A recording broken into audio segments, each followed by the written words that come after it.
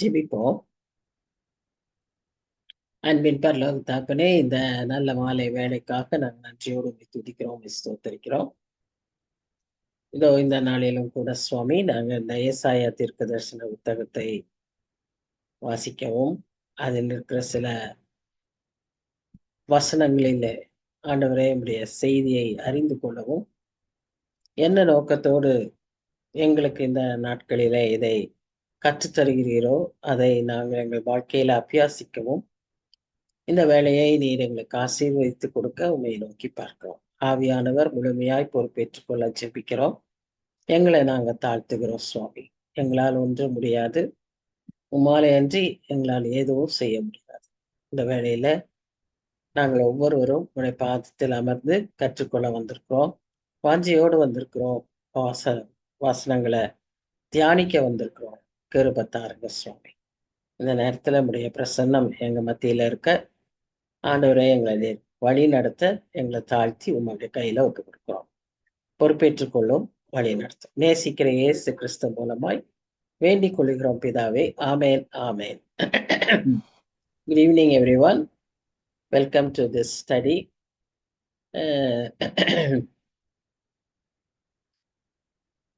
இந்த ஸ்டடியின் நோக்கமே பேதுரு சொல்லுவது போல, பேதுரு 2 பேதுரு 1ஆம் அதிகாரம் 12ஆம் வசனத்துல வாசிக்கிறது போல, இந்த காரியங்களை எல்லாம் நீங்கள் கேள்விப்பட்டும் அறிந்தும் அதன்படி வாழ்ந்து கொண்டிருந்தாலும், இதை உங்களுக்கு நினைப்பூட்டுவதிலே நான் அசதியாயிரேன் அப்படின்னு பேதுரு சொல்லுவாரு. இப்ப நானும் அந்த வசனத்தை பிடிச்சுக்கிட்டேன். ஒவ்வொரு தடவையும் பண்ணும்போது நான் அந்த நோக்கத்தை நான் ஒவ்வொரு தடவையும் இதை நான் ஞாபகம் வச்சுக்கணும் அப்படின்னு சொல்லி அதை நான் திரும்பவும் உங்களுக்கு சொல்லுகிறேன். நான் இந்த காரியங்களில் ஒருவேளை நமக்கு எல்லாம் தெரியும் தான், இதை படிச்சு படிச்சு பார்த்துருக்கோமேன்னு இருந்தாலும் கூட அதை ஒரு விசை கூட நாம் திரும்ப நினைப்பூட்டுவதற்கு ஆண்டவர் விரும்புகிறார். ஆகவே நாம் இதை திரும்பவும் ஒவ்வொரு முறையும் புதியதாக வசனங்களை நம்ம தியானிக்கிறோம். இந்த நாளிலும் நாம் கடந்த வாரத்துல 2ஆம் அதிகாரத்தை முடித்தோம். ஏசாயா 2ஆம் அதிகாரத்தை முடித்தோம். அதை முடிக்கும் போது கடைசி வசனம் நாசியிலே சுவாசமுள்ள மனுஷனை நம்புவதை பார்க்கிலும் கர்த்தர் பேரில் பற்றுதலாய் இருப்பது நலம் என்று சொல்வது போல அந்த வசனம் முடியுது. அப்போ நாம தொடர்ந்து 3ஆம் அதிகாரத்திற்குள்ள போகிறோம். இந்த முதல் 5 அதிகாரமுமே நாம் பார்த்தபடி ஏசாயா தீர்க்கன் யூதேயாவின் ஜனங்களுக்காக யூதா ஜனங்களுடைய பாவங்களை குறித்து அதிகமாய் குறிப்பிட்டிருக்கிறதை நாம் பார்க்கிறோம். யூதா ஜனங்கள் எவ்வளவு துணிகரமாக பாவங்கள் செய்து வந்தார்கள் என்பதை அந்த பகுதிகளில நாம் வாசிக்கிறோம். இப்போ 3ஆம் வசனத்திற்குள்ளாக 3ஆம் அதிகாரத்திற்குள்ளாக நாம் போகும்போது 2ஆம் அதிகாரத்தின் கடைசி செய்தி என்ன? Stop trusting men to provide for and save you. அதுதான் கடைசியாக சொல்லப்பட்ட செய்தி. மனுஷரை நீ நம்பாதே, மனுஷர் மேலே உன் நம்பிக்கையை வைக்காதே. They are one breath away from death. It is very very true nowadays, isn't it? ரீசெண்டா சென்னையில ஒரு பாஸ்டர் சண்டே ரீச் பண்ணிட்டு ஆஃப்டர் த சர்வீஸ் கன்ஃபர்மேஷன் பிள்ளைகளுக்கு கிளாஸ் எடுக்க அப்படியே மறித்து போனார் என்று சொல்லி பார்க்குறோம். இன்றைக்கு நியூஸ்ல ஏதோ ஒரு மலை மேல போய் எல்லாம் அந்த ஹிந்துஸ் போயிட்டு திரும்பி வரும்போது வரவே அந்த மனுஷன் மயங்கி இறந்து போனார்னு சொல்லி பார்க்குறோம். So the death is so sudden and it happens in a very different way these days. ரொம்ப ரொம்ப அடிக்கடி இப்படிப்பட்ட காரியங்களை நாம கேள்விப்பட்டு கொண்டிருக்கிறோம். And it makes us to remind us that we are one breath away from death. So death is very imminent. அதனால நாம மனுஷரை நம்புவதை பார்க்கிறோம் கர்த்தர் மேல் பற்றுதலா இருப்பது நலம் என்பதை மறுபடியுமாய் நாம் யோசித்துக் கொள்ள வேண்டியதா இருக்கிறது. இன்றைய அந்த முதல் வசனங்கள் 3 வசனங்களை நாம பார்த்தோம்னா, மூன்றாம் அதிகாரம் முதல் 3 வசனங்கள்ல first God wants to introduce himself as the God of hosts. சேனைகளின் கர்த்தராகிய ஆண்டவர். நம் ஆண்டவருக்கு பற்பல நாமங்கள் உண்டு. பற்பல அவருடைய செயல்பாடுகளின் மூலமாக அவரை நாம் அழைக்கிறதும் உண்டு. அதிலே ஒன்று சேனைகளின் கர்த்தராகிய ஆண்டவர். கர்த்தர் நமக்காய் யுத்தம் செய்கிறவர். அவர் யுத்தத்தில் வல்லவர். சேனைகளின் கர்த்தர் என்பது அவருடைய நாமம். சோ இங்க சேனைகளின் கர்த்தராகிய ஆண்டவர் எருசலேமிலிருந்தும் யூதாவிலிருந்தும் சகல விதமான ஆதரவுகளாகிய அப்பம் என்கிற எல்லா ஆதரவையும், தண்ணீர் என்கிற எல்லா ஆதரவையும், பராக்கிரமசாலியையும், யுத்த வீரனையும், நியாயாதிபதியையும், தீர்க்கதரிசியையும், சாஸ்திரியையும், மூப்பனையும், 50 பேருக்கு அதிபதியும், கனம் புரிந்தினவனையும், ஆலோசனைக்காரனையும், தொழில்களில் சாமர்த்தியம் உள்ளவனையும், சாதுரியனையும் விளக்குவார். இவ்வளவு பெரிய லிஸ்ட் ஏன் போட்டாரு அப்படின்னு சொல்லி பார்த்தா, முதல்ல 2ஆம் அதிகாரத்திலே சொன்னது போல மனுஷர் மேல நம்பிக்கை வைக்காம இருக்கலாம்னு சொல்லிட்டே போதும். ஆனா இங்க பெரிய லிஸ்ட போட்டிருக்கிறார். காரணம், ஒவ்வொருத்தரும் அந்த ஜனங்கள் இப்படி பற்பல விதங்களிலே பற்பல நபர்கள் மேல தங்கள் நம்பிக்கையை வைக்கிறவர்களாய் இருந்ததினாலே கர்த்தரை விட்டு கர்த்தர் மேல நம்பிக்கை வைக்காதபடி இவர்கள் மேலெல்லாம் அவர்கள் தங்களுடைய நம்பிக்கையை வைத்தபடினால அதை வெகு தெளிவாக ஒவ்வொரு பெயரையுமே சொல்லி அவர் அங்க சொல்றாரு. யார் மேல எல்லாம் அவங்க நம்பிக்கை வைத்திருந்தாங்களோ அவர்களை எல்லாரையும் விலக்குவார் அப்படின்னு சொல்றாரு. அப்போ அந்த it's a part of God's judgement. உணவு, தண்ணீர், அப்பம் இவைகளெல்லாம், இந்த ஆதரவுகளையெல்லாம் அகற்றுவதே ஒரு பெரிய நியாய தீர்ப்பு. அதோடு கூட அவர்களுக்கு சப்போர்ட்டிவா இருக்கிற அல்லது அவர்கள் நாடி செல்லுகிற, அவர்கள் சார்ந்து இருக்கிற சகலத்தையும் விளக்குகிற ஒரு சூழ்நிலை. இதுவும் one way of his judgement. ஏன்னா இவர்கள் கர்த்தரை தேடவில்லை, கர்த்தருக்கு முக்கியத்துவம் கொடுக்கவில்லை. அதனால ஒவ்வொரு லெவல்லையும் அவர் அவர்களை அந்த மாதிரி இருக்கக்கூடிய, ஆதரவா இருக்கக்கூடிய, அவர்களுக்கு உதவியா இருக்கக்கூடிய, அவர்களை சரியான வழியில நடத்தக்கூடிய எல்லாரையும் அவர் விலக்கி விடுகிறார்.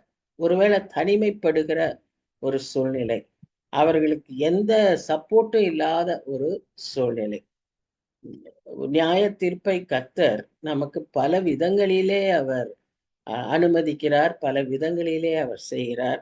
அதே போல நியாய தீர்ப்பு என்பது ஏதோ ஒரு கடைசி நாளிலே நடக்கிற நியாய தீர்ப்பு மாத்திரம் அல்ல.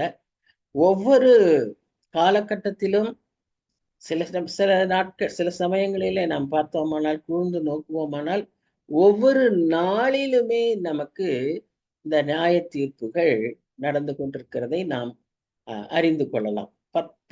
So many different ways God judges us and God allows certain things for us to learn, for us to understand. அது மாதிரி கர்த்தர் செய்தார். இப்போ இது அந்த தேசத்துக்கான ஒரு நியாய தீர்ப்பு, இண்டிவிஜுவல் அல்ல, தேசத்துக்கான ஒரு நியாய தீர்ப்பு. அப்ப இங்க பார்க்கும்போது, வாலிபரை அவர்களுக்கு அதிபதிகளாக தருவேன் என்கிறார், பிள்ளைகள் அவர்களை ஆளுவார்கள். என்ன ஆகுதுன்னா, சிஸ்டமே டோட்டலா ரிவர்ஸ் ஆகுது. வயதானவங்க, அனுபவம் மிகுந்தவர்கள், முதிர்ச்சி அடைந்தவர்கள், அவர்கள் அந்த ஹெல்ம் ஆஃப் அஃபேர்ஸ்ல இருக்கிறத விட்டு யங்ஸ்டர்ஸை கொண்டு அங்க வைக்கிறாங்க. அப்ப அந்த யங்ஸ்டர்ஸ்க்கு தெரியுமா, ஆட்சி செய்ய முடியுமா தெரியல. அடுத்ததா நம்ம பார்க்கறது, ஜனங்கள் ஒடுக்கப்படுவார்கள். நம்ம இப்ப வரலாற்று பகுதிகளில் இதே வேதத்துல நாம பார்க்கும்போது, சாலமன் நாட்கள்ல, சாலமனுக்கு பின்பு அவனுடைய பிள்ளைகள் அங்க ஆட்சி செய்ததை பார்க்கிறோம். அந்த ஆட்சி எப்படி இருந்தது என்பதும் நாம் அறிந்திருக்கிறோம். இதே விதமா தான் ஒருவருக்கொருவரும் அயலானுக்கு அயலானும் விரோதமாய் இருப்பார்கள். வாலிபன் முதிர் வயதுள்ளவனுக்கும் கீழ்மகன் மேன்மகனுக்கும் இடும்பு செய்வான். அப்பொழுது ஒருவன் தன் தகப்பன் வீட்டானாகிய தன் சகோதரனை பிடித்து, யாராவது ஒருத்தர், அதாவது இந்த வசனம் என்ன சொல்லுதுன்னா, அந்த யாராவது தனக்கு தெரிஞ்சவங்க கொஞ்சம் வசதியா, கொஞ்சம் நல்லா இருந்தா, ஏன்னா பஞ்சம், அப்பம் என்கிற ஆதரவையும், தண்ணீர் என்கிறதையும் எடுத்துட்டா, அந்த நாடு எப்படி இருக்கும்? வறட்சியில இருக்கும். அந்த நாட்டுல பஞ்சம் இருக்கும். அந்த நாட்டுல சுபிட்சமான ஒரு சூழ்நிலையே இல்லாத ஒரு நிலைமை இருக்கும். அந்த மாதிரியான சூழ்நிலையில தான் என்ன செய்றாரு? வாலிபர்களை ஆட்சி செய்ய அ கர்த்தர் அனுமதிக்கிறார். அப்படி அவர்கள் இந்த சூழ்நிலைய எப்படி சமாளிப்பாங்க? எப்படி மேனேஜ் பண்ணுவாங்க? அ அப்போ எல்லா ஜனங்களும் தவிப்பாங்க. சரியான லீடர்ஷிப் இல்லாம, ஸ்பிரிச்சுவல் லீடர்ஷிப் இல்ல, அ அ தேசத்தை ஆளுகிற பொலிட்டிக்கல் லீடர்ஷிப் இல்ல. அதனால அவங்க தவிக்கிற அந்த சூழ்நிலையில, யாராவது ஒருத்தன் கொஞ்சம் அஃப்ளூயன்ஸா இருந்தா, அவன நீ எங்களுக்கு இதாயிரு, லீடரா இரு அப்படின்னு சொல்லுவாங்க. ஆனா அந்த பெர்சனும் அத ஒத்துக்க மாட்டான். ஏன்னு சொன்னா, ஹி நோஸ் இந்த நிலைமை இப்படி இருக்கு. நான் எப்படி உங்களுக்கு நானு அதிபதியா இருக்க போறேன். என்னால ஒண்ணும் செய்ய முடியாது. நான் உங்களுக்கு அ உதவி செய்ய சீர்படுத்தவும் முடியாது, உதவி செய்யவும் முடியாது என்று சொல்லக்கூடிய ஒரு பயங்கரமான ஒரு சூழ்நிலை. That is he is describing the situation. அன்னைக்கு இருந்த எல்லா விதமான மக்களையும், அ உதவி செய்யக்கூடிய மக்களை எல்லாரையும் விலக்கிர்றாரு. ஈவன் த கிராஃப்ட்ஸ்மென் அவங்களையும் விலக்கிர்றாரு. அப்ப யார் அந்த இடத்துல இருப்பாங்கன்னா, ஒன்றுமே பிரயோஜனமற்ற, உதவியற்ற ஏழை மக்கள் தான் அந்த சமயத்துல இருப்பாங்க.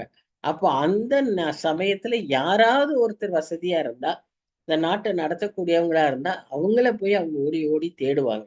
நீங்க நடத்துங்க. Even then they never turned towards God. இவ்வளவு பிரச்சனை இருந்தா கூட, அவர்கள் என்ன செய்யல? ஆண்டவரை நோக்கி திரும்பல. இந்த பிரச்சனையெல்லாம் எதனாலன்னா, ஒருவேளை தண்ணி, அப்பம் இல்லாததுனால வறட்சின்னு நான் சொன்னேன். ஆனா மற்றபடி அவங்க எக்கனாமிக்கலி தே வர் ஆக்சுவலி ப்ராஸ்பரஸ். அவங்களுக்கு எதுவும் அந்த விதமான குறைவு இல்ல. இந்த லீடர்ஷிப் ப்ராசஸ் ப்ராப்பரா அவர்களுக்கு இல்ல. இப்ப சரியான லீடர்ஸ் இல்ல. காம்பிட்டன்ட் லீடர்ஸ் இல்ல. எல்லாம் ungodly leaders were allowed to take the reign. அதுதான் அங்க நம்ம பார்க்கிறோம். இதுல எந்த சூழ்நிலையில இவர்கள் என்ன செய்திருக்க வேண்டும்? கர்த்தரிடத்தில் திரும்பி இருக்க வேண்டும். அதை விட்டுட்டு வேற புதுசா ஒரு லீடர் கிடைப்பானா? யாராவது ஒருத்தர் நம்மள நடத்துவாங்களா? இந்த சூழ்நிலையில இருந்து நமக்கு ஒரு மாற்றத்த கொண்டு வருவாங்களா? அப்ப எந்த சூழ்நிலையிலும் கர்த்தர் என்ன எதிர்பார்க்கிறார்? என்னிடத்துல கேள். என்னிடத்தில் வா. நான் உனக்கு எல்லாவற்றையும் தரேன். ஆனா இவர்கள் அதை மறந்து விட்டார். அவரிடத்தில் செல்ல மறந்து விட்டார். அவங்களா அவங்க ஒரு ஆள தேடுறதுக்கு, அவங்களா ஒரு வழி உண்டாக்குறதற்கு அவங்க தேவர் ட்ரைங். ஸோ இங்க இப்ப இந்த நிலைமையில அவங்க எப்படி இருந்தாங்க அப்படின்னு சொன்னா, ஏல யாரையெல்லாம் விலக்கிட்டு மீதியானவங்க இருந்தவங்க இன்எக்ஸ்பீரியன்ஸ்டு, வீக்கு, லீடர்ஷிப் வேக்யூம் இருந்தது. ஒருத்தருக்கு ஒருத்தர் விரோதமாய் திரும்பினார்கள். அவர்களே தங்களை பாதுகாக்க வேண்டிய நிலைமை வந்துவிட்டது. அடுத்ததா யாராவது ஒருத்தர் இருந்தா அவங்கள லீடர்ஷிப்க்கு அவங்க தள்ளுறாங்க. ஆனா even that person refuse to take up the responsibility. இந்த மாதிரி ஒரு சூழ்நிலையில தான் அன்றைக்கு யூதா இருந்தது. இந்த தீர்க்கன் இந்த அதிகாரத்தை எழுதுற சூழ்நிலையில அந்த காலகட்டத்துல யூதா, எருசலேம் இப்படிப்பட்ட ஒரு நிலைமையில இருந்ததுனால, அவர் 8ஆம் வசனத்துல எழுதுறாரு, எருசலேம் பாழாக்கப்பட்டது. யூதா விழுந்து போயிற்று. அவர்கள் நாவும் அவர்கள் கிரியைகளும் கர்த்தருடைய மகிமையின் கண்களுக்கு எரிச்சல் உண்டாக்கத்தக்கதாக அவருக்கு விரோதமாயிருக்கிறது. ஏன் இந்த ஜட்ஜ்மெண்ட், ஏன் அந்த ஜனங்கள் மேல கர்த்தர் இவ்வளவு கோபமா இருக்கிறார் என்று பார்ப்போமானால், நம்ம இந்த வசனத்துல பார்க்கிறோம், அவர்கள் முகப்பார்வை அவர்களுக்கு விரோதமாய் சாட்சியிடும், தங்கள் பாவத்தை மறக்காமல் சோதோம் ஊராரை போல வெளிப்படுத்துகிறார்கள். அவர்கள் ஆத்துமாவுக்கு ஐயோ, தங்களுக்கே தீமையை வருவித்துக் கொள்கிறார். பாருங்க, அன்றைக்கு இருந்த எருசலேம், அன்றைக்கு இருந்த யூதா ஜனங்கள் எவ்வளவு பயங்கரமாய் இருந்திருக்கிறார்கள். கர்த்தரிடத்துல அவங்க கர்த்தரையே மறந்தவர்களாக எல்லா விதமான தவறான காரியங்களும் அவர்களிடத்தில் இருந்தது. அதான் நாவிலிருந்து ஆரம்பிச்சு பாவங்கள், எல்லா விதமான பாவங்கள், சோதோம் போன்ற பாவங்கள் எல்லாமே அவர்களிடத்துல இருந்தது. அதுல இது எல்லாம் செய்யும்போது அவர்கள் செய்கிற துணிகரமான காரியம் என்னன்னா, கர்த்தருக்கு விரோதமாக கர்த்தரையே எதிர்த்து காரியங்களை செய்கிறவர்களாய் காணப்படுகிறார்கள் என்று சொல்லி பார்க்கிறோம். இன்னொன்று, இந்த சோதோம் நாட்டு மக்களை போல நாம் சோதோம் குமாராவை பற்றி வாசிக்கும் போது ஆதியாகமம் 18:19 வாசிச்சோமானா, அவர்களுடைய பாவங்களை நாம் பார்க்கிறோம். எல்லாம் வெளியரங்கமாய் இருக்கிறது, அவலட்சணமாய் இருந்த ஒரு சூழ்நிலை. அவ்விதமான ஒரு சூழ்நிலையை இங்கேயும் பார்க்கிறோம். யூதாவிலும் எருசலேமிலும் இவ்விதமான ஒரு அருவருப்பான ஒரு சூழ்நிலையை நாம் பார்க்கிறோம். இதெல்லாம் அவர்கள் செய்கிறதுனால சாபங்களையும் தண்டனைகளையும் தங்கள் மேல் அவர்களே வருவித்துக் கொள்கிறார்கள் என்று சொல்லி நாம பார்க்கிறோம். இவர்கள் செய்கிற பாவங்களுக்கு நிச்சயமா தண்டனை உண்டு. அந்த தண்டனை அப்பவே அவர்கள் காலத்திலேயே அங்கேயே நிறைவேறுகிறதை நாம் பார்க்கிறோம். கர்த்தர் சில சமயங்களில மெதுவா அந்த தண்டனையை தருவார். சில சமயங்களில அப்பவே உடனுக்குடனேயே தருவார். தந்து அவர்களை சீர்படுத்த அவர் குணமாக்க விரும்புவார். இங்க இந்த மக்களுக்கு அப்படித்தான் அவர் உடனே அந்த தண்டனையை தருகிறார். ஆனா ஒன்று மாத்திரம் நமக்கு நன்றாக தெரிந்து கொள்ள வேண்டும். கர்த்தர் நம்மை இப்படியெல்லாம் தண்டிக்கும் போது அவர் தன்னுடைய அன்பின் மிகுதியால் தான் அவர் அதை செய்கிறார். அவர் இரக்கமுள்ள ஆண்டவர். ஒரே ஒரு முறை நாம் மனம் திரும்பி அவரிடத்திலே வந்து விட்டோமானால் இதே நிலைமையில அவர் நம்மை மன்னிக்கிறவராகவும் இருக்கிறார். இதை நாம் மறந்து விடவே கூடாது. ஏன்னா அவருடைய கேரக்டர் எப்படின்னா, justice and mercy both go together. So அவர் எவ்வளவுக்கு எவ்வளவு சரியாக நீதியாக நியாயம் தீர்க்கிறாரோ அதே அளவு அன்பும் இரக்கமும் உள்ள தேவன். ஸோ இதுக்கு இந்த பாயிண்ட்ல இருந்து அந்த பாயிண்ட்டுக்கு அவர் வரணும்னு சொன்னா ஒன்னே ஒண்ணுதான் நாம செய்ய வேண்டியது, kneel down and repent, turn to God. அவ்வளவுதான். அது ஒண்ணு மாத்திரம் செஞ்சோம்னா நாம வந்தோம். இங்க நாம பார்த்தோம், ஏன் அவங்களுடைய பாவங்கள் என்னன்னா வாயின் நாவுகளிலிருந்து அது புறப்படுகிறது. ஸோ வார்த்தைகள் நமக்கு தெரியும், வார்த்தை எப்படிப்பட்ட வார்த்தைகள் நம்ம இடத்திலிருந்து புறப்படுகிறது என்று சொல்லி. இன்னொரு இடத்துல நம்ம மார்க்ல நினைக்கிறேன், அதுல வாசிக்கிறோம், இருதயத்தின் நிறைவினால் வாய் பேசும். ஸோ இருதயத்துக்குள்ள என்ன இருக்குன்னா அங்க ஒரு பெரிய லிஸ்ட் இருக்கு. அப்போ அந்த காரியங்கள் எல்லாம் வெளியே வார்த்தையில வரும். ஸோ நம்ம வார்த்தைகளே நம்மை நியாயம் தீர்க்கும் என்று சொல்லி பார்க்கிறோம். அதை தான் நாம் இங்கேயும் பார்த்தோம். இந்த 8ஆம் வசனத்திலையும் நாம் அதை பார்க்கிறோம். அதே போல மக்களுடைய ஜெனரல் முகப்பார்வை, அதுக்குதான் நீதிமொழிகள்ல நம்ம வசிக்கிறோம், மேட்டுமையான கண்கள் அவருக்கு அருவருப்பானவைகள், முகநடை, மேற்றுமையான பார்வை, இதெல்லாமே அவருக்கு அதாவது அவரை எதிர்க்கிற ஒரு ஒரு அப்பியரன்ஸ். இட் கிவ்ஸ் அந்த விதமான ஒரு அப்பியரன்ஸை கொடுக்கறதுனால அதை கர்த்தர் விரும்புகிறது இல்லை. அடுத்தது அது அப்படி ஒன்று. இரண்டாவது, குற்றமுள்ள குறு பார்வை. குற்றமான ஒரு இதனால தைரியமாய் பார்க்க இரண்டு காரியமும் இருக்கு. ஒன்று அவர்களிடத்துல அந்த ப்ரைடு, இன்னொன்று கில்ட் கான்ஷியன்ஸ். ஸோ ப்ரைடுனால அவங்க அப்படி அவாய்ட் பண்ணுவாங்க, இல்லைன்னா அப்படி நடந்துக்குவாங்க. கில்ட் கான்ஷியன்ஸ்னால இவங்க என்ன செய்வாங்க, அவாய்ட் பண்ணுவாங்க, அல்லது இப்படி குறுன்னு இருப்பாங்க. But what ever it is, God is able to know everything and God is judging everything. இந்த இன்னொரு காரியம் என்னன்னு சொன்னா, இந்த அவுட்வர்ட் டிஸ்ப்ளே ஆஃப் சின்.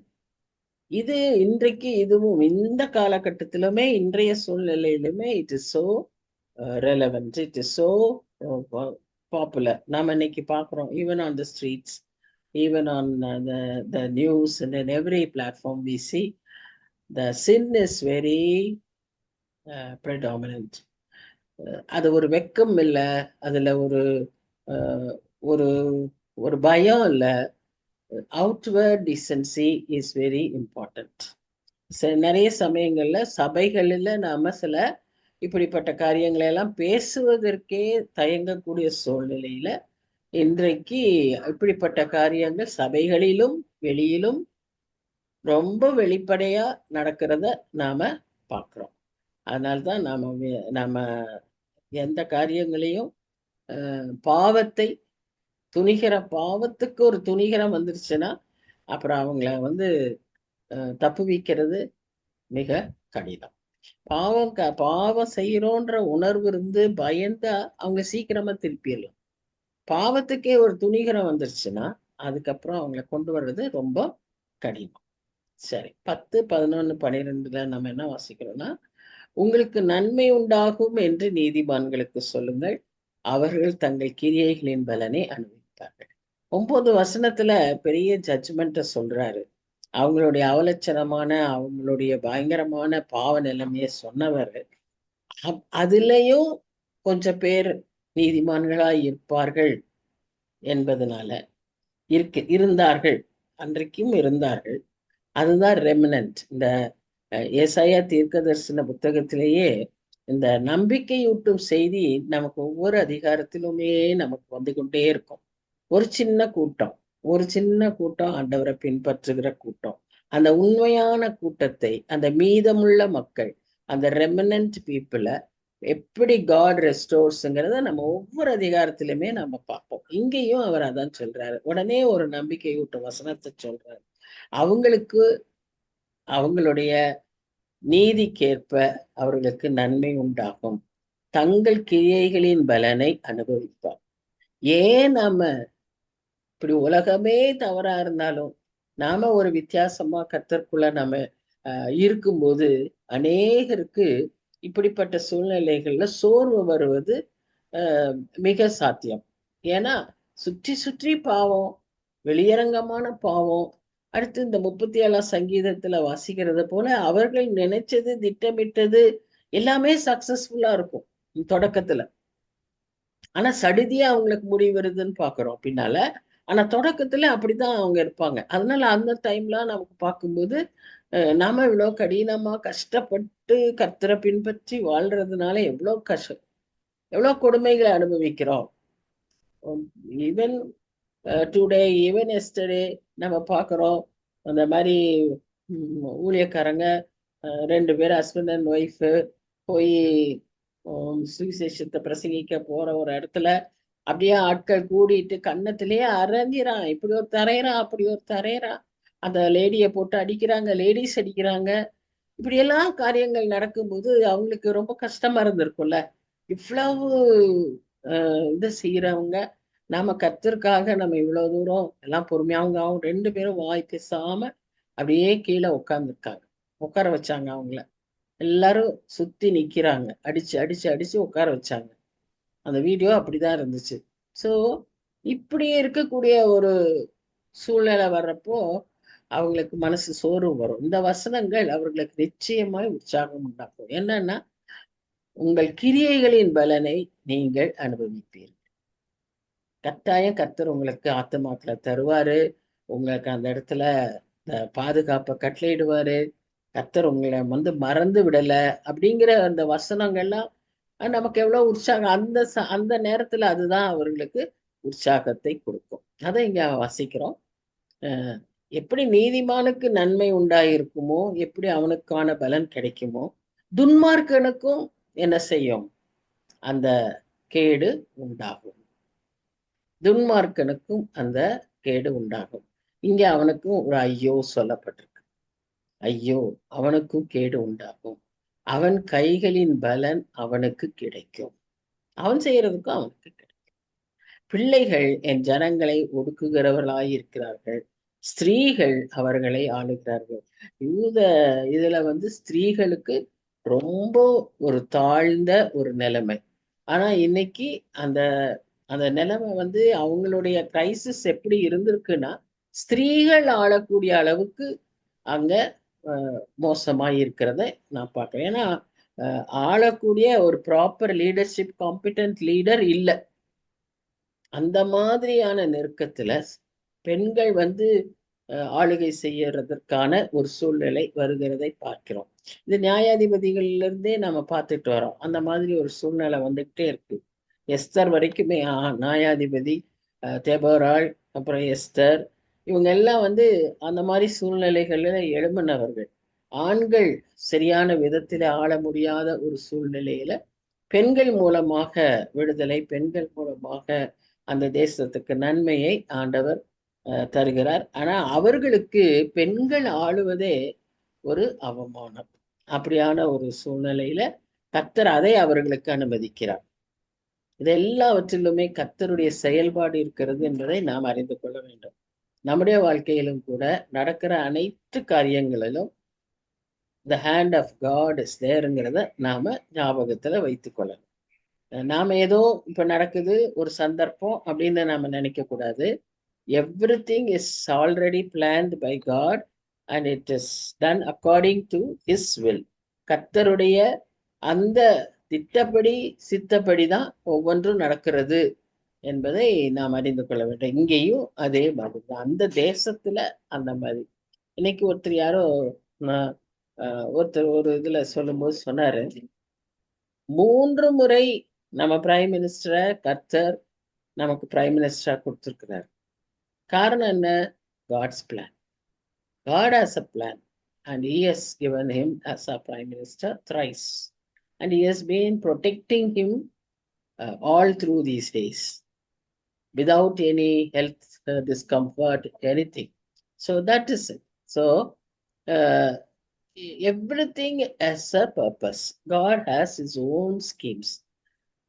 அதனால நம்ம ஜெபிக்க வேண்டியது நம்ம கடமை, கேட்க வேண்டியது நம்முடைய பொறுப்பு. ஏன்னா அந்நேரத்துல கர்த்தர் தேடுறாரு. கிரைசிஸ் இந்த மாதிரி சூழ்நிலையில நம்முடைய ஜனங்கள், தம்முடைய ஜனங்கள் என்ன செய்யறாங்கிறத அவர் பார்க்கிறாரு. அதற்கான பலனை அவர் கொடுக்கிறாரு. At the same time his plan is going on parallelly, side by side. So அதை தான் நம்ம இங்க பார்க்கிறோம். Even amid judgment, God knows how to bless and protect His people. So that is the greatest comfort we have. நமக்கு எப்படிப்பட்ட ஒரு பிரச்சனையா இருந்தாலும், எப்படிப்பட்ட ஒரு தனிமையான சூழ்நிலை, எப்படிப்பட்ட ஒதுக்கப்பட்ட சூழ்நிலை, ரிஜெக்டட் சூழ்நிலை, டிசப்பாயிண்டட் சூழ்நிலை, என்ன மாதிரியா இருந்தாலும் God knows how to bless and protect His people. So we need to be His people. அவ்வளவுதான். You will have all security, eternal security. So that is another important blessing that we see in this portion. Wicked-க்கும் righteous-க்கும் there will be a great difference. அந்த இதுல வரக்கூடிய ஜட்ஜ்மெண்ட்ல righteous பீப்புளுக்கு இருக்கிற ஒரு ரிவார்ட்ஸும், விக்கெடுக்கு இருக்கிற அந்த பலனும் டோட்டலி டிஃபரெண்டா இருக்கும். There will be a great difference. God sees to it that we are blessed in such a way. ஏன்னா he remembers his children even in the time of judgment. How great it is, isn't it? How comforting it is. நம்ம மனுஷர் எல்லாரும் நல்ல சமயங்கள்ல ஞாபகம் வச்சிருப்பாங்க, கஷ்டமான நேரங்கள்ல மறந்து கூட போயிடுவாங்க. ஆனா கர்த்தர் அப்படியான கோபமான நியாயம் தீர்க்கிற சூழ்நிலையில கூட தன் பிள்ளைகளை ஞாபகம் வைத்திருக்கிறார். தன் பிள்ளைகள் மேல அவர் கவனமாய் இருக்கிறார். ஆனா ஒன்று, பாடுகளும் உபத்திரவங்களும் ஒன்றுமில்லாமல் இருக்கும் அப்படின்னு அவர் ஒருபோதும் தன் பிள்ளைகளுக்கு அவர் வாக்கு பண்ணதே இல்லை. ஆனா அவர் செய்யற ஒரே காரியம், எல்லா சூழ்நிலையிலும் எந்த சூழ்நிலையிலும் அவர் தன்னுடைய பிள்ளைகளை பாதுகாப்பதிலே உண்மை உள்ளவராய் இருக்கிறார் என்று சொல்லி நாம பார்க்கணும். ஓகே, அதுதான் நம்ம என்ன செய்யணும்னு சொன்னா ஒன்னே ஒண்ணு, சிலுவையண்டே வந்துடணும், கர்த்தரிடத்திலே திரும்பிடணும். அப்ப நம்ம எந்த சூழ்நிலையிலும் நம்ம நான் சங்கீதம் 46:1-2 சொல்றது போல, அவர் என் அரணான கோட்டை, ஆபத்து காலத்துல அனுகூலமான துணை என்று சொல்லி நாம சொல்ல முடியும்.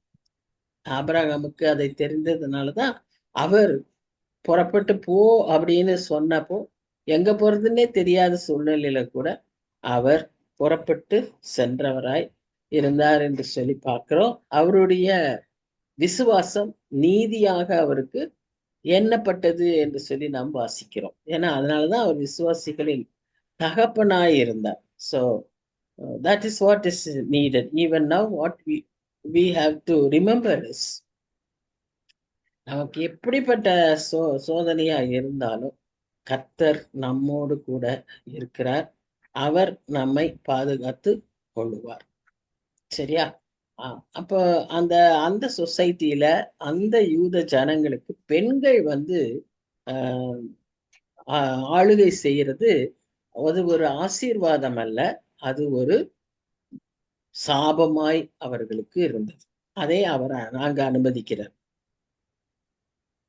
No man was willing to rule. அதனால என்ன ஆச்சு, விமன் ஸ்டார்டட் டு ரூல்.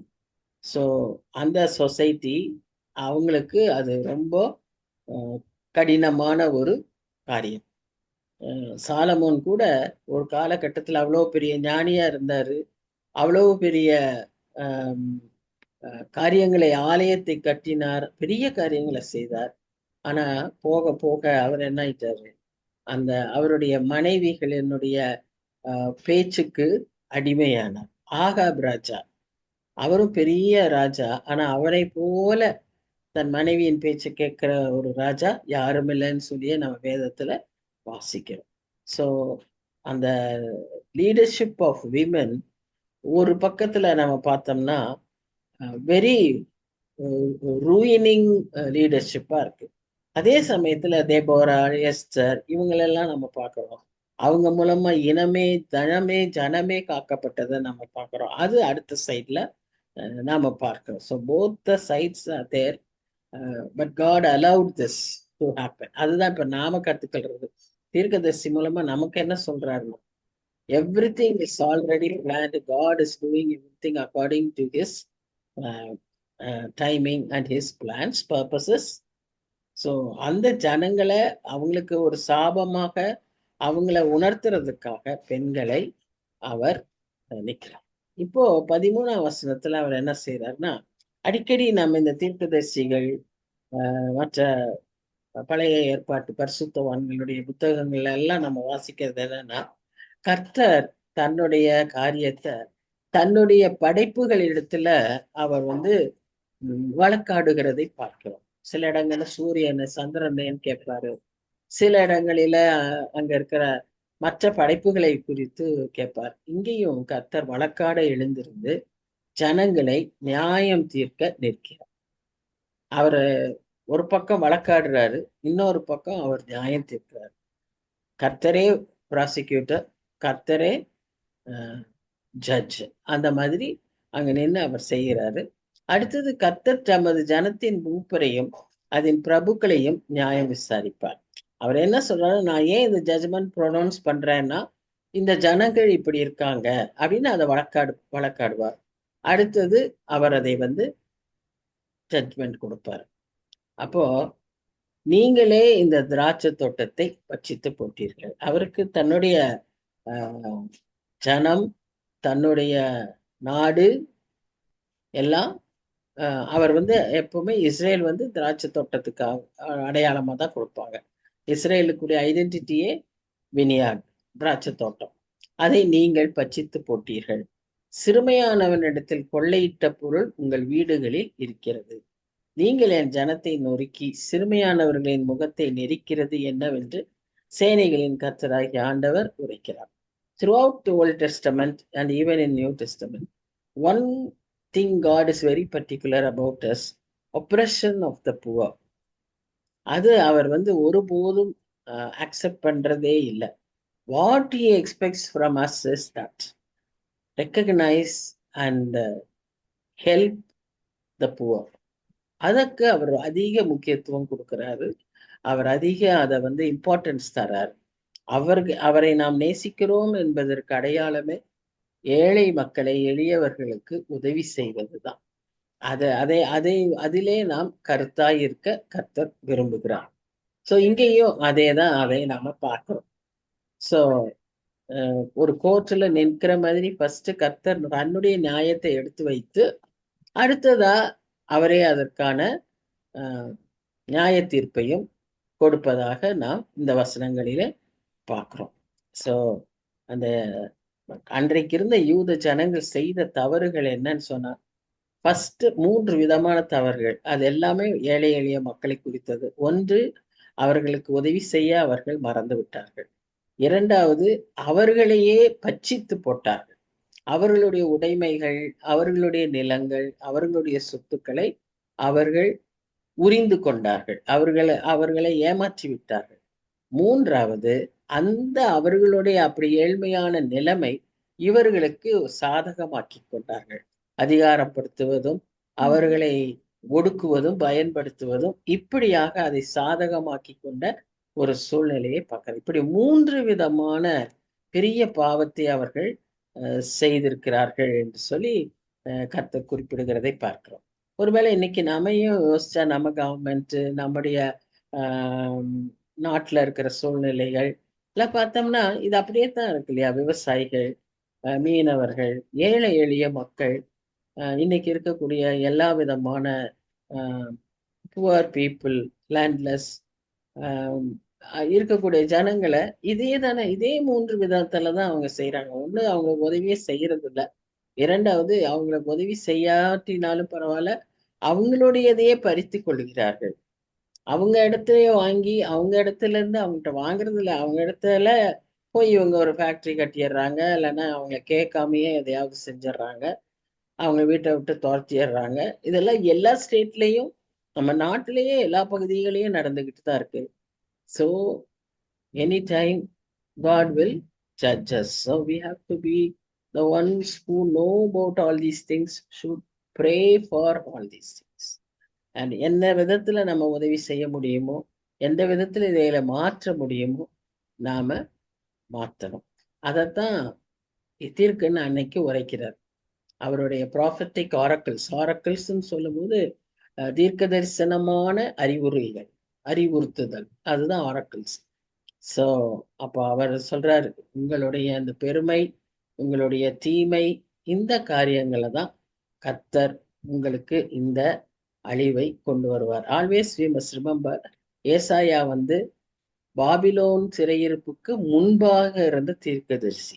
அவர் சொல்லுகிற பெரிய அழிவு எதை, நாசம் எது சொல்லுது அப்படின்னா, பாபிலோனுடைய சிறையிருப்பை குறிக்கிறது. எப்படி அவர்கள் நெபுகாத் நேச்சார் இதை எப்படி முற்றுகையிடுவார், எப்படி இதை ஒன்றுமில்லாமல் ஆக்குவார் என்பதை அவர் திரும்ப திரும்ப அதை சொல்லிக்கொண்டே இருக்கிறார். அதுதான் ஒரு வார்னிங்.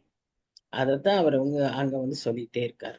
இது எந்த விதமான பிரச்சனைகள், வெறும் விக்கெட்னஸ் இந்த மாதிரி காரியங்கள் மாத்திரம் அல்ல, மாரல் டீகே, பாவம் வெளிப்படுத்தி பாவத்தை வெளியரங்கமாய் செய்கிற ஒரு சொசைட்டி, அப்படியான ஒரு சூழ்நிலை. இதுதான் அன்றைக்கு இருந்த நிலைமை. இதை அடக்குவதற்கு யார் வருவா? The height of arrogance, Babylon. அவர்கள் இந்த காரியத்தை அவர்கள் யூதா மேல அப்படி ஒன்றுமில்லாமல் அதை அழித்து போடுவார் என்பதை அங்க சொல்றார். இந்த 15 வசனங்கள் இதை பற்றி பேசினாரு. பின்பகுதியில கொஞ்சம் இந்த விமனை பற்றி பேசுறார். அங்குள்ள பெண்களுக்கு அவர்கள் செய்த பாவங்களை குறித்து குறிப்பிட்டு சொல்லுகிறார். நாம கூட கொஞ்சம் ஜாக்கிரதையா அதை பார்க்கலாம். என்னன்னு பாத்தீங்கன்னா, சியோன் குமாரத்திகள், சியோன், எருசலேம் எல்லாம் அந்த யூதா தேசத்தை குறிக்கிறது. அகந்தையா இருந்து, நான் என்ன சொல்றேன் வரேன்னா, தீர்க்கதரிசி இதை எழுதும்போது அது எவ்வளவு தெளிவாய் ஒவ்வொன்றையும் எழுதுகிறார் என்பதுதான் நான் பார்ப்போம். அப்ப ஆவியானவர் அவருக்கு சொல்லும் போது இதுக்கெல்லாம் அவ்வளவு இம்பார்ட்டன்ஸ் கொடுத்திருக்கிறாரு.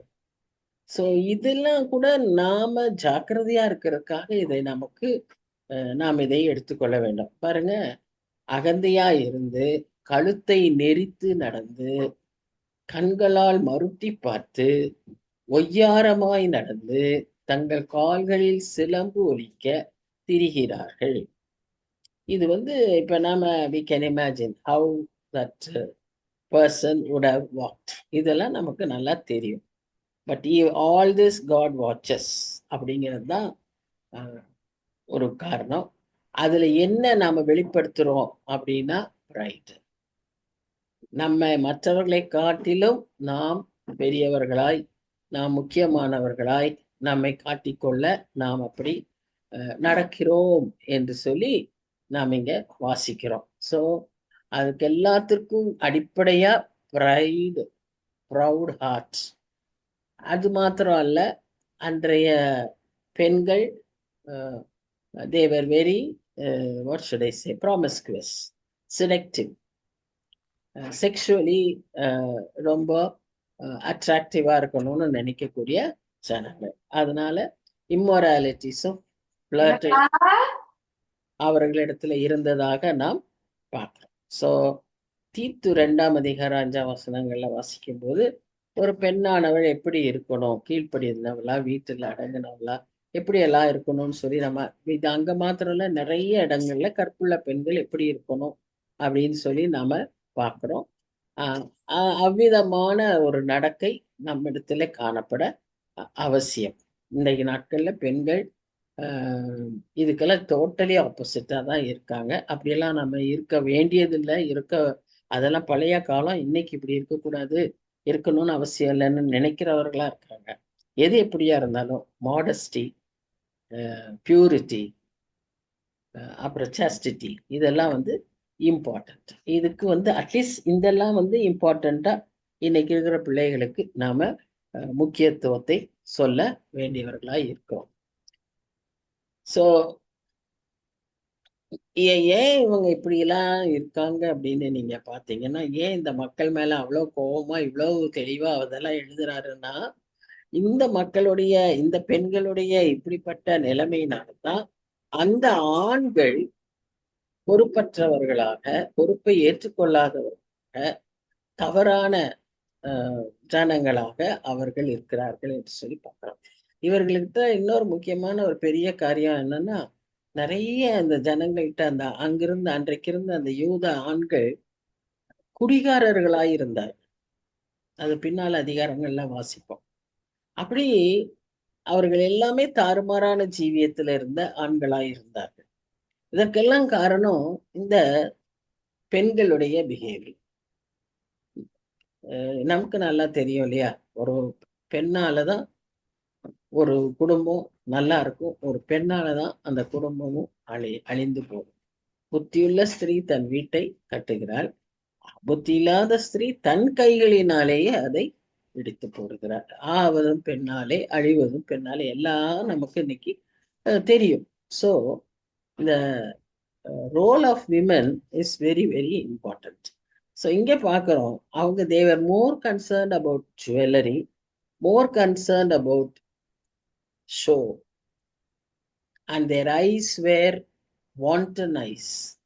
அப்படி கண்களினாலே அவர்களை கவர்ந்து இழுக்கிற ஒரு விதமான அப்படிப்பட்ட மக்களாய் அவர்கள் காணப்படுவார்கள். கடவுளை காட்டிலும் அவர்களுடைய கவனம் இந்த விதமான காரியங்களிலே அவர்கள் மனம், கவனம், அவர்கள் ஈடுபாடு, அவர்களுடைய நேரங்கள் அதிலே சென்று கொண்டிருந்தது. இது நமக்கு ஒரு எச்சரிக்கை. நிச்சயமா நம்ம எல்லாம் யாரும் இப்படி இருக்க மாட்டோம்.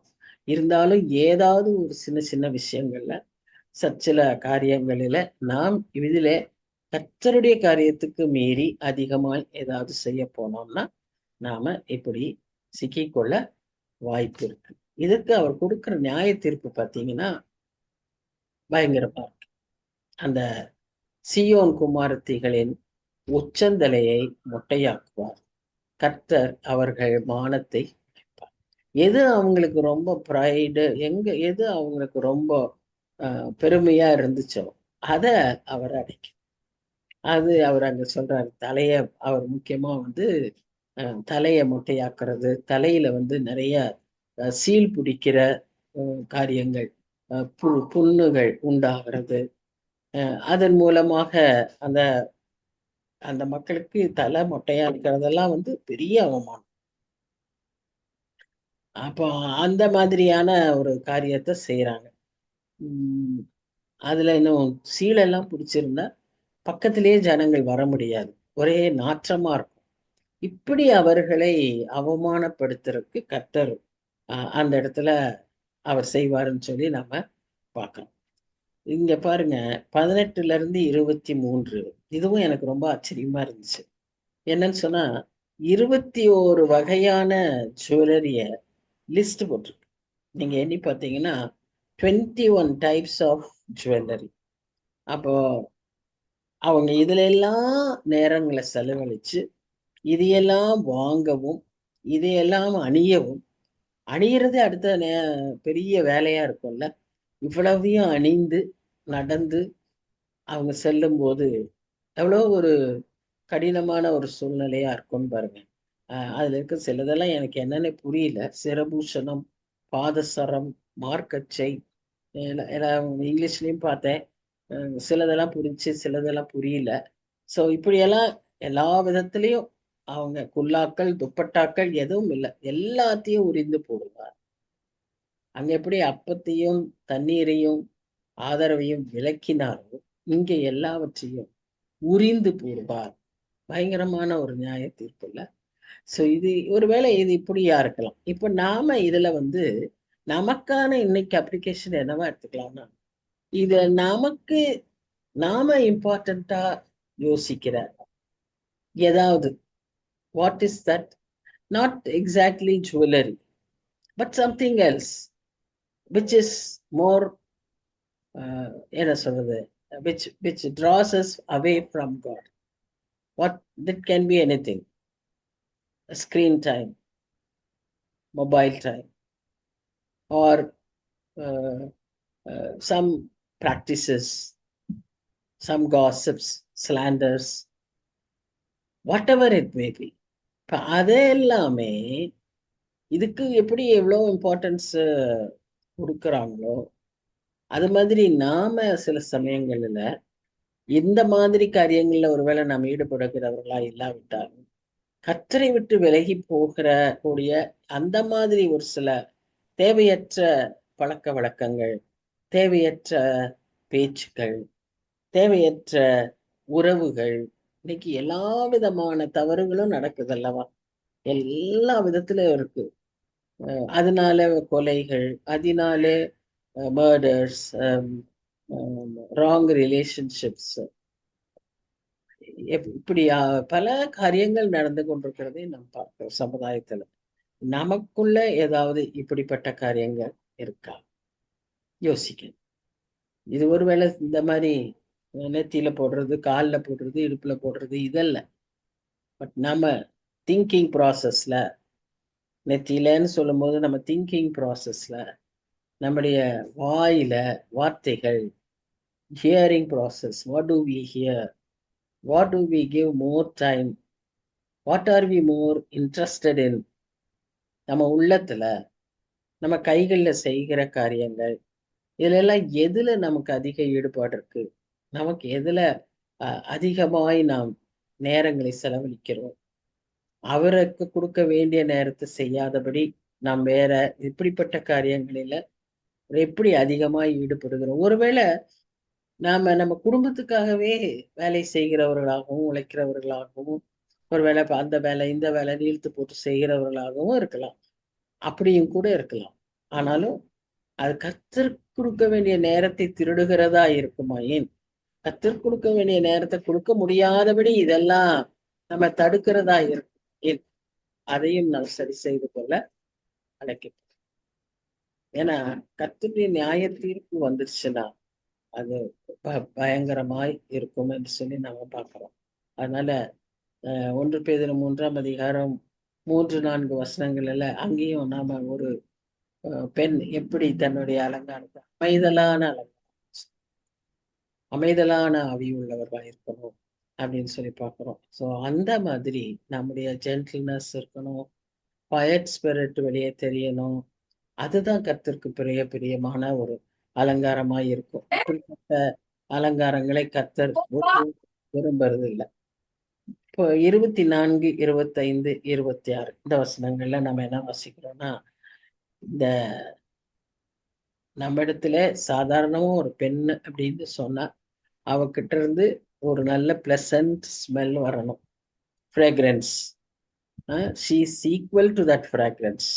எப்படி அந்த ஃப்ராக்ரன்ஸ் அப்படியே மைல்டா எல்லார் இடத்துல பரவுதோ அது போல அவளுடைய அழகு, அவளுடைய குணங்கள் எல்லாமே அப்படி எல்லாருக்கும் பிளீசிங்கா பரவக்கூடிய ஒரு ஒரு குணாதிசயம் உள்ள ஒரு பெண்ணா இருப்பதுதான் ஒரு பெண்ணுக்கு அழகு.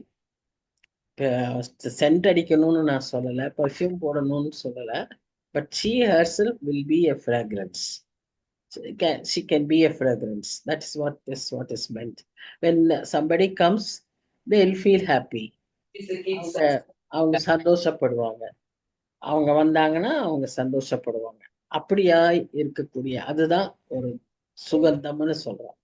ஆனா இங்க அவர் என்ன சொல்றாருன்னா, அப்பொழுது சுகந்தத்துக்கு பதிலாக துர்க்கந்தமும், நாற்றம், பிரச்சனை. அவங்க வந்தாலே பிரச்சனை. அவங்க வந்தாலே என்ன நடக்குது அங்க? போராட்டம், அங்க சண்டை, அங்க கூக்குரல். அவங்க ஏதாவது ஒண்ண கிளப்பி விட்டுருவாங்க. அப்போ அதுதான் துர்க்கந்தம். கச்சைக்கு பதிலாக கயிர். கச்சைன்னு சொல்லும்போது சத்தியம். கச்சைன்னு சொல்றது வந்து சார்ட் ஆஃப் ரெடினஸ், அந்த மாதிரி நம்ம வந்து அலர்ட்னஸ், அதுக்கெல்லாம் கச்சைக்கு அடையாளமா இருக்கும். ஆனா அதுக்கு பதிலாக கயிறுன்னு சொன்னா ஒரு அடிமைத்தனம். நாம் we would be led by somebody. அடிமைத்தனத்துக்குள்ளாகி விடுவோம். உனக்கு இருக்கிற அந்த சுதந்திரம், உனக்கு இருக்கிற அந்த அலர்ட்னஸ், உனக்கு இருக்கிற அந்த swiftness, what is very characteristic of a smart woman, அது இல்லாதபடி அடிமைக்கான ஒரு நிலைமையாகும். மயிர் சுருளுக்கு பதிலான மொட்டை. The freedom, the beauty of hair, அந்த பியூட்டிய பதிலாக மொட்டை.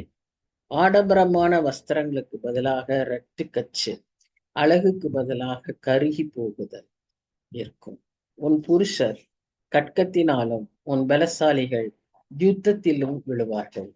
இப்படி ஒரு ஹோப்லெஸ், ஹெல்ப்லெஸ், யூஸ்லெஸ் மென் அவங்க எல்லாரும் என்ன ஆவாங்க? அழிந்து போவார்கள். Come to a society where men will be scarce, men will be rare, because they will all be killed by the war. அவளுடைய வாசல்கள் துக்கித்து புலமும், அவள் வெறுமையாக்கப்பட்டு தரையிலே உட்கார்வாள் என்றார். இப்படியே ரொம்ப ஆடம்பரமா பெருமையா சம்பரமமா வாழ்ந்து கொண்டிருந்த அந்த பெண்மணி நொடி பொழுதில் தரையில் உட்காரக்கூடிய ஒரு சூழ்நிலை வரும். எல்லாவற்றையும் இழந்து போன ஒரு சூழ்நிலையை, அவளுடைய எல்லா அலங்காரத்தையும் ஹியூமிலியேஷனும் ஷேம்ஃபுல்னஸும் ரீப்ளேஸ் பண்ணும். அவ அப்படி பெருமையா ஒய்யாரமாய் நடந்து கழுத்தை நெரித்து அப்படி இப்படின்னு பாக்குறோம்ல, அதெல்லாம் போய் அவமானத்திலேயும் வெட்கத்தினாலேயும் குனிந்து போகிற ஒரு சூழ்நிலையை கர்த்தர் அனுமதிப்பார். அத பூமி அதிர்ச்சிகள் எல்லாம் இப்ப நம்ம பார்க்கறோம்ல, நொடி பொழுதுல பெரிய பெரிய இயற்கையின் சீற்றங்களா இருக்கட்டும், வேறு என்ன விதமான காரணங்களாக, எத்தனையோ காரணங்களால இன்னைக்கு நம்ம பார்க்கிறோம். இந்த லாஸ் ஏஞ்சல்ஸ்ல எல்லாம் நம்ம பார்த்தோம், பெரிய பெரிய ஜனங்கள், பெரிய பெரிய வீடுகள் எல்லாம் நொடி பொழுதுல என்ன ஆயிடுச்சு? சடுதியிலே தரைமட்டமாகி எல்லாவற்றையும் இழந்து the richest man become a pauper. அப்படியான ஒரு சூழ்நிலை ஆகிவிடுகிறதை நாம் இதெல்லாம் நிலையற்றதில்லை என்பதை உணர்ந்து நமக்கு எப்பொழுதும் ஒரு நிரந்தரமான பாதுகாப்பும் நிரந்தரமான அடைக்கலமும் எங்கிருக்குன்னா கர்த்தரிடத்தில் தான் உண்டு என்பதை நினைவு கூர்ந்து நாம் எந்த நிலைமையில் இருந்தாலும் அவரிடத்திலே நாம திரும்பும்போது அந்த பாதுகாப்பு நமக்கு அதுக்குதான் ஞாபகப்படுத்துறாரு. அது பெண்களா இருக்கட்டும், ஆண்களா இருக்கட்டும், அந்த சமுதாயத்துல 2 பேருமே ஈக்குவலா இதை மறந்தவர்களாய் வாழ்ந்து கொண்டிருந்தார். எது அவர்களை ஆக்கிரமித்துக் கொண்டிருந்ததுன்னு சொல்லி நம்ம பார்க்கிறோம். ஆண்களை பொறுத்தவரை பாவங்கள், அவர்களுடைய எல்லா விதமான பாவங்கள் அந்த சமுதாயம். பெண்களை பொறுத்தவரை இவ்விதமான ஈடுபாடுகள். இதிலே அவர்கள் அதிக நேரத்தை செலவழித்து ஒரு இம்மாரல் லிவிங் இருந்தது. There is no piety, there is no quietness of spirit, there is no gentleness. இதெல்லாம் அவங்கள்ட்ட இல்லாதபடி இருந்ததுனால கர்த்தர் அவர்களுக்கு அவ்விதமான ஒரு தண்டனையை அனுமதித்தார் என்று சொல்லி நாம பார்க்கிறோம். சோ இந்த கடைசி வசனத்திலையும் அதைத்தான் அவர் சொல்றார். உங்களுக்கு ஆண்களே இல்லாத ஒரு சூழ்நிலை ஏற்படும். துக்க வீடாய் உங்கள் வீடு மாறிவிடும். எப்போ பாபிலோனியர் வந்து உங்களை ஆக்கிரமிக்கும் போது அப்படின்னு அது ஒரு தூர தரிசனமாகவும் ஒரு இமீடியட் வார்னிங்காகவும் இன்றைக்கு நமக்கு அது ஒரு எச்சரிப்பாகவும் ஏசாயா அந்த 3ஆம் அதிகாரத்துல சொல்லுவதை பார்க்கிறோம். அதாவது த்ரெட்பேரா அவங்களுடைய பாவ நிலைமையை விவரித்து நமக்கு ஒரு எச்சரிப்பாக அன்றைக்கு அவர்களுக்கு நேரிட இருந்த ஆபத்தையும் குறித்து அந்த அதிகாரத்துல அவர் விளக்கி சொல்வதை நாம் பார்க்கிறோம். நம்முடைய ஆஹ் காரியம் என்னன்னா, இன்றைக்கு நம்முடைய வாழ்க்கைக்கு இது எவ்விதமாய் பொருத்தி கொள்ள வேண்டும். எல்லாவற்றையுமே நம்ம வசிக்கும் போது it is not for us to not just know what was happening then. இன்றைக்கு இது நமக்கு எப்படி அப்ளை பண்ண முடியும், நாம இதை எப்படி நம்முடைய வாழ்க்கையில அபியாசிக்க வேண்டும், இந்த எச்சரிப்பை நாம் எப்படி எடுத்துக்கொள்ள வேண்டும், இதுல இருக்கிற ஏதாவது நமக்கு பொருந்துகிறதா, நாம் அதை சரி செய்யவே ஆண்டவர் நம்மை அழைக்கிறார். சரி, அன்பின் ஆண்டவரே, இத நல்ல தியானத்துக்காக நன்றி செலுத்துகிறோம். குறிப்பிட்ட அநேக பாவங்கள்ல ஆண்டவரே அந்த சமுதாயம் எப்படியா இருந்தது, அந்த சமுதாயத்துக்கு எவ்விதமாய் ஒரு நியாய தீர்ப்பை நீ தந்தீர் என்பதை எல்லாம் நாங்கள் வாசித்தோம் சுவாமி. அன்றைக்கு இருந்த அவர்களுடைய சிந்தனைகள், அவர்களுடைய பழக்க வழக்கங்கள், எண்ணங்கள், பாவங்கள் எல்லாவற்றையுமே நாங்க அறிந்து கொண்டோம், புரிந்து கொண்டோம். இதுல பற்பல காரியங்களில, பல விதங்களில ஆண்டவரே, ஒருவேளை எங்களுக்கும் இந்நாட்களிலும் கூட எங்க சமுதாயத்திலும் எங்க திருச்சபைகளிலும் கூட இவைகள் எல்லாம் காணப்படுகிறதை ஆண்டவரே நாங்கள் உங்களுடைய பாதத்துல வைக்கிறோம் சுவாமி. எங்களுக்கு இதற்கெல்லாம் அதிக நேரத்தையும் எங்களுடைய தாளந்துகளையும் எங்களுக்கு நீ தந்திருக்கிற ஆசீர்வாதங்களையும் செலவழிக்கிறவர்களாய் நாங்கள் காணப்படுகிறதை உங்களுடைய பாதத்துல வேதனையோடு நாங்கள் வைக்கிறோம் சுவாமி. எங்களுக்கு எத்தனையோ காரியங்கள்ல நீர் எங்களுக்கு உணர்த்தி கொண்டே இருக்கிறீர் ஆண்டவரை. முக்கியமானது எது என்பதை நாங்கள் அறிந்து கொள்ள always the choice is ours. Priority should be you, Lord. அதை எங்களுக்கு ஞாபகப்படுத்தி கொண்டே இருக்கிறீர். ஒருவேளை இந்த நாட்கள்ல நாங்க அதிகமா இதை பற்றி யோசிக்க உமக்கு நாங்கள் முக்கியத்துவம் தருவதற்கு ஆண்டவரே எங்களுக்கு தடையாய் ஏதாகிலும் இப்படிப்பட்ட காரியங்கள் இருக்குமாயின், ஒருவேளை அது நன்மையானதா இருக்கலாம். இந்த மாதிரி ஆடம்பரம், அலங்காரம் இதெல்லாம் இல்லைனாலும் சில நன்மையான காரியங்களே ஆண்டவரே உமக்கு தர வேண்டிய நேரங்களை ஆண்டவரே அது பறித்து கொள்கிறதா இருக்குமாயின் அதை குறித்து யோசிக்க எங்களுக்கு உதவி செய்யும் சுவாமி. எப்பொழுதுமே நாம அந்த ஒரு இத ஞாபகத்துல நாங்க வைத்துக்கொள்ள எங்களுக்கு உதவி செய்யும். பிசின்னு நாங்க சொல்றது பீயிங் அண்டர் சேட்டன்ஸ் யோக். இதை எப்பொழுதும் ஞாபகம் வைத்துக்கொள்ள கிருபத்தார். அப்படி சொன்னாலே நாம கர்த்தரை விட்டு விளக்குவதற்கு பிசாசு எடுக்கிற முயற்சி, பீயிங் அண்டர் சைட்டன்ஸ் யோக். இதை ஞாபகத்துல வைத்து நாங்க எங்களை ஆண்டவரை சரி செய்து கொள்ள எங்களுக்கு விருப்பத்தாரோம். உமக்கு செலுத்த வேண்டிய உம்மோடு கூட நாங்கள் இருக்க வேண்டிய நேரங்களை நாங்கள் எப்பொழுதும் அதை காத்துக்கொள்ள எங்களுக்கு உதவி செய்யும். எங்களை இன்னும் இன்னும் கூறாக்கும், இன்னும் இன்னும் சீராக்கும்.